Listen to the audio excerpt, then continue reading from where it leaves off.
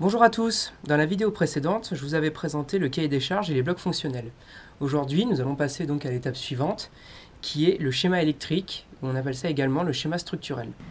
Le schéma électrique sert à faire une représentation graphique de l'interconnectivité qu'il y a entre les composants électroniques. Pour cela, on utilise le symbole de chaque composant, afin de les mettre sur papier ou sur logiciel.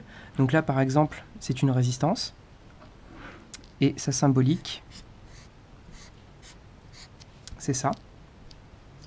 Ici, nous avons un condensateur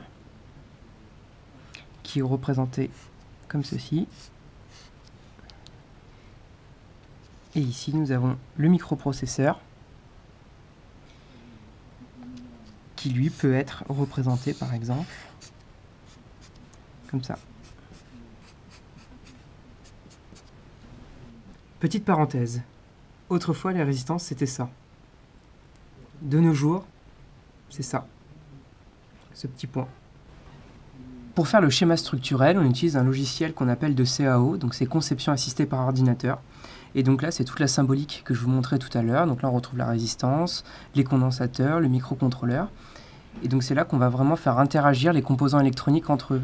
Ici, nous avons la batterie de la voiture qui est symbolisée et qui va aller alimenter le microprocesseur ainsi que tout l'ensemble. Ici, nous avons les LED qui vont servir, comme ici, au libre et occupé, qui sont pilotés par le microcontrôleur également. Là, c'est le taximètre qui se trouve dans l'habitacle avec le chauffeur de taxi qui nous envoie les informations à traiter et après, nous, on allume les différents tarifs. Ce bloc-ci, lui, sert à injecter le programme à l'intérieur du microprocesseur.